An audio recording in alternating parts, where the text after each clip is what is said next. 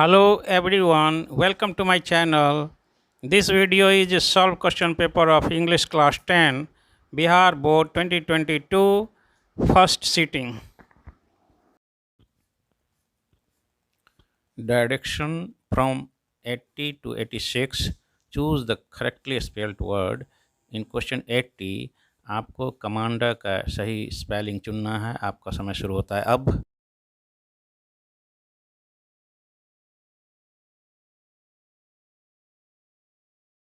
इसका सही आंसर होगा ऑप्शन डी, COMMANDER, कमांडर। इसका अर्थ होता है पर्सन हु कमांड्स, आज्ञा देने वाला अध्यक्ष या नायक। In question 81, choose the correct spelling of refrigerator. उच्चारण पर भी ध्यान देना है। 3 गलत है, 1 सही है। आपका समय शुरू होता है अब।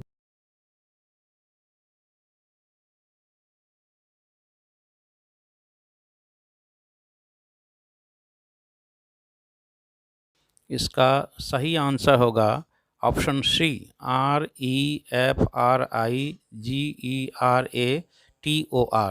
रेफ्रिजरेटर। इसका अर्थ होता है कैबिनेट और room in which food etcetera is refrigerated, प्रशीतक यंत्र। Choose the correct spelling of arrangement. आपका समय शुरू होता है अब।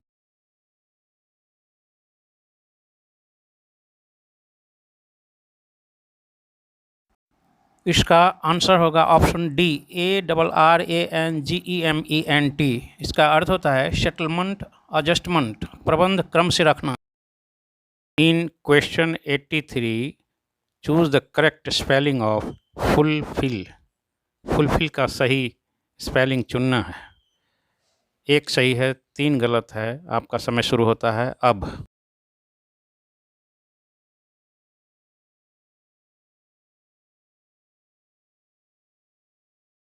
इसका सही आंसर होगा ऑप्शन डी, FULFIL, फुलफिल। हालांकि यूएस में FULFILL होता है, पर ब्रिटिश इंग्लिश में FULFIL होता है। इसका सही अर्थ होता है to carry out, satisfy, to perform, परिपूर्ण करना, सफल करना, समाप्त करना। In question 84, you will have to choose the correct spelling of omission. आपको omission का सही स्पेलिंग चुनना है। आपका समय शुरू होता है अब।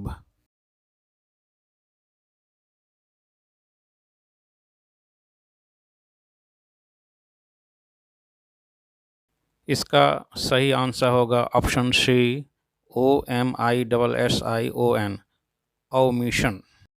इसका सही अर्थ होता है living out, not include, leave undone, और हिंदी होता है भूल, लोप और त्याग। In question 85, choose the correct spelling of career. आपको करियर का स्पेलिंग चुनना है।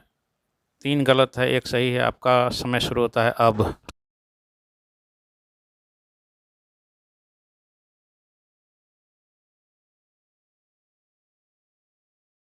इसका सही आंसर होगा ऑप्शन ए, CAREER, करियर। इसका सही अर्थ होता है प्रोफेशन, ऑक्यूपेशन, जीवन वृत्ति, व्यवसाय। In question 86, choose the correct spelling of jewellery. आपका समय शुरू होता है अब।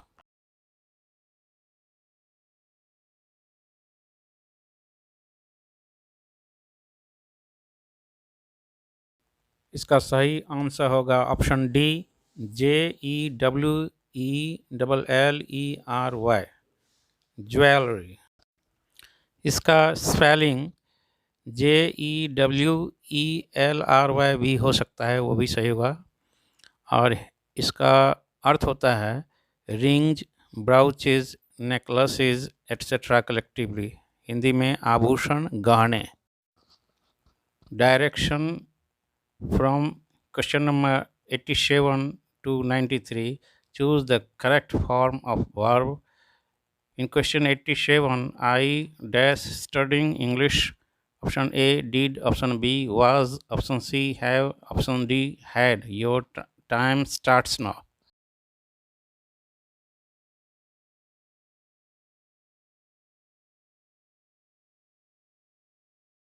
इसका आंसर होगा option B was.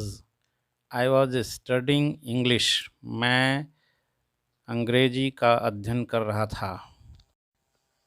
Option A means dig means होता है खोदना, इसलिए मैं अंग्रेजी खोद रहा था, ऐसा नहीं हो सकता है। हैव और हैड है, इसमें भी थ्री होता है तो सही हो सकता था, चाहे वो पास्ट परफेक्ट हो या प्रेजेंट परफेक्ट हो, इसलिए ये नहीं होगा। तो अंत में वाज बचता है, ये सही है। ये कंटिन्यूस टेंस का बोध कर रहा है पास्ट समय में। In question 88, he dash me not to go out today. Option A advise, option B advising, option C advised, option D have advised. आपका समय शुरू होता है अब।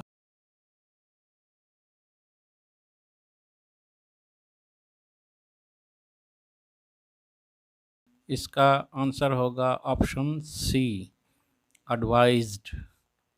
ही advised me not to go out today. उन्होंने मुझे आज बाहर न जाने की सलाह दी। इसे और आसान तरीके से आप पकड़ सकते हैं।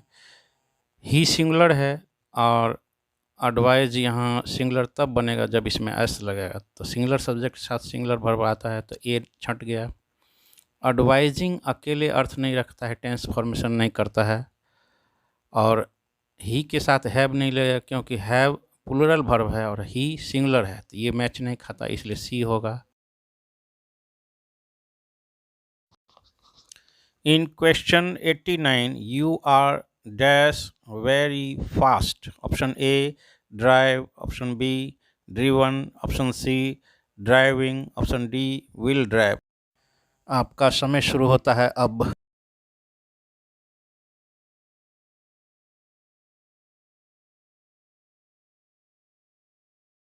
इसका आंसर होगा option C driving. You are driving very fast. तुम बहुत तेज़ गाड़ी चला रहे हो। ऑप्शन डी में है विल ड्राइव, और आर और विल वर्तमान काल और भविष्यत काल एक साथ नहीं हो सकता है, तो आर के बाद विल ड्राइव नहीं होगा। यू आर ड्राइव ये टेंस के अनुसार मेल नहीं खाता, किसी भी टेंस में ये फॉर्म नहीं हो रहा है। You are driven passive voice की तरह बुझा रहा है, जो यहाँ सेट नहीं कर रहा है, इसलिए आंसर सी होगा। In question 90, he said that he dash football. Option A playing, option B am playing, option C played, option D will played. Your time starts now.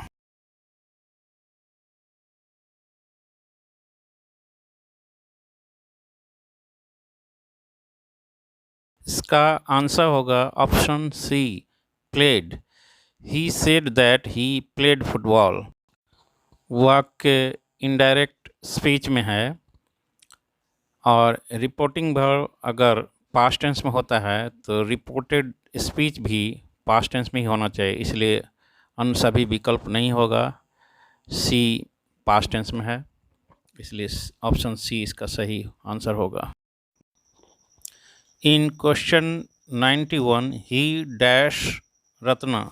Option A scold, option B scolded, option C scolding, option D have scolded. आपका समय शुरू होता है अब।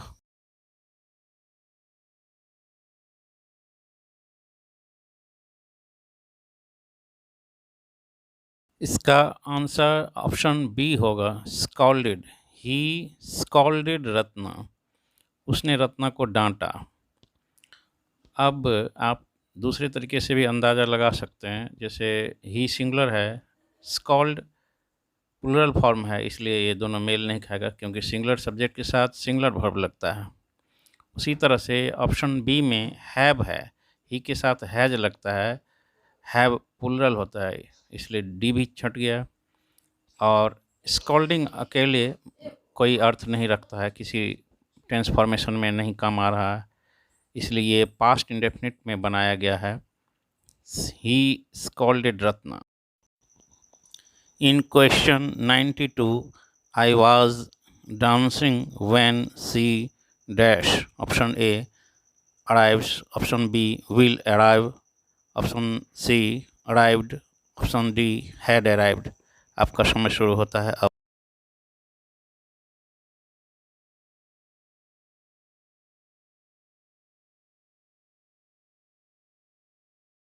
इसका answer होगा option C, arrived. यहाँ I was dancing principal clause है और when she arrived subordinate clause है। तो जब प्रिंसिपल क्लॉज पास्ट टेंस में होगा तो सबऑर्डिनेट क्लॉज भी पास्ट टेंस में ही होता है, सीक्वेंस ऑफ टेंस के हिसाब से। उसका हिंदी रूपांतरण, जब वह आई तो मैं नाच रही थी। In question 93, they dash out an hour ago. Option A go, option B goes, option C gone, option D went. आपका समय शुरू होता है अब।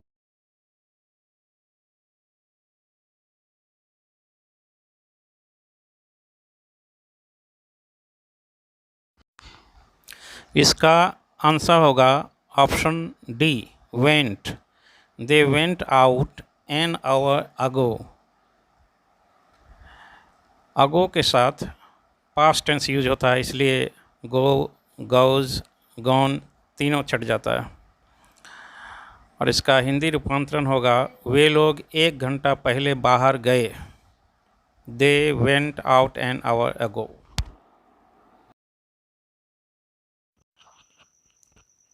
Direction 94 to 100, choose the most suitable preposition.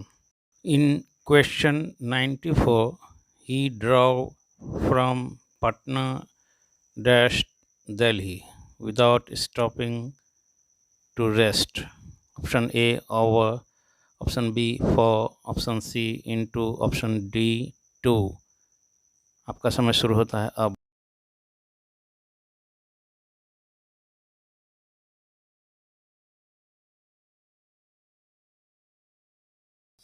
इसका आंसर होगा ऑप्शन डी, टू।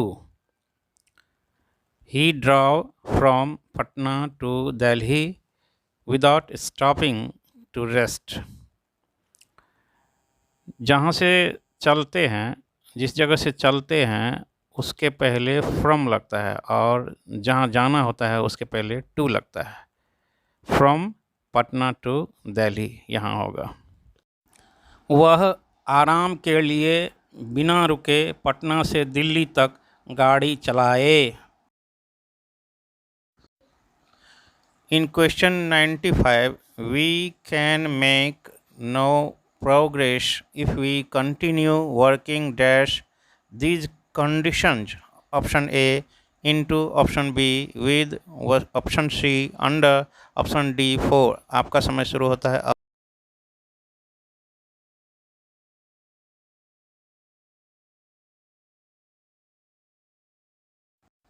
इसका answer होगा option C, under these condition. और इस वाक्य का हिंदी रूपांतरण होगा यदि हम इन परिस्थितियों में काम करना जारी रखेंगे तो हम कोई प्रगति नहीं कर सकते। अब बात है under is contrary to over. Under जो है ओवर का विपरीत है और सुपरपोजिशन और सब्जेक्शन से संबंध रखता है। किसी कंडीशन में काम करने के लिए अंडर दीज कंडीशन यूज करते हैं। In question 96, the firm has been dealing dash luxury goods? Option A in, option B at, option C out, option D on. आपका समय शुरू होता है अब।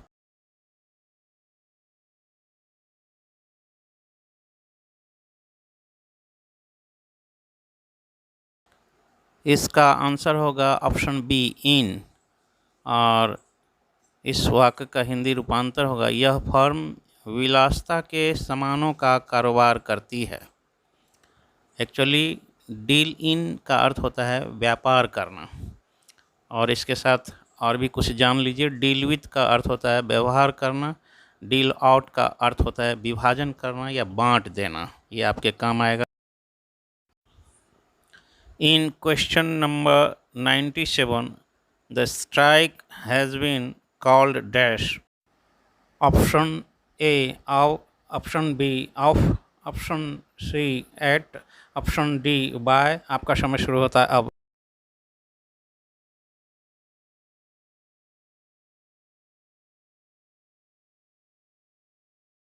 इसका आंसर होगा ऑप्शन बी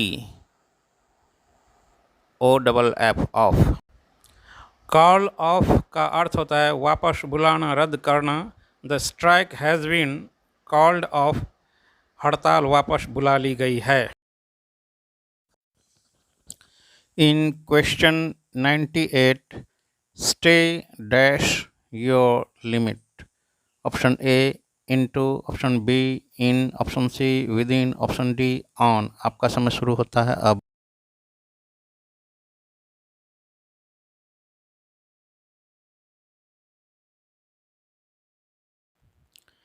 इनटू का प्रयोग गति की अवस्था सूचित करने के लिए होता है। जैसे ही फैल इनटू द वेल, वह कुएं में गिर पड़ा।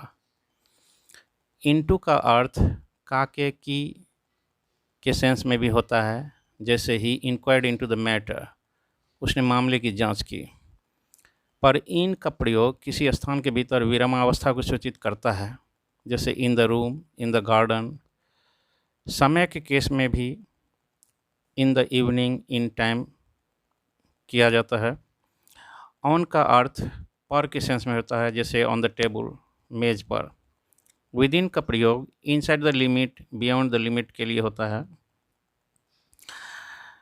यहाँ पे stay with in your limit, अपनी सीमा में रहो, अपनी औकात में रहो, सबसे ज़्यादा सुटेबल आंसर है।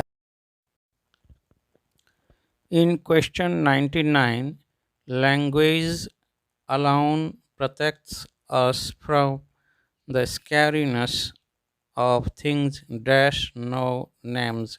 Option A by, option B with, option C for, option D on. आपका समय शुरू होता है अब।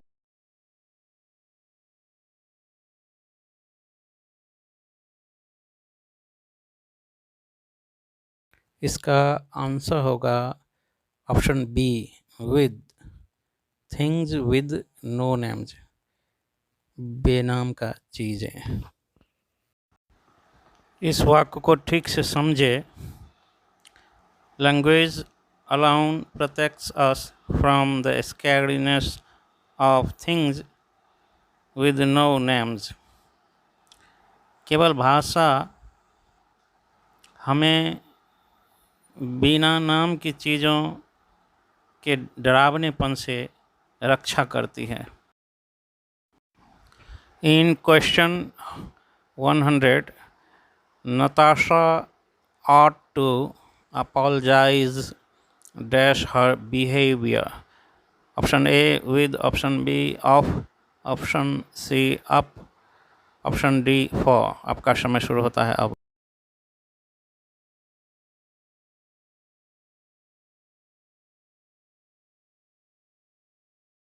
इसका आंसर होगा option D for. Natasha ought to apologize for her behavior.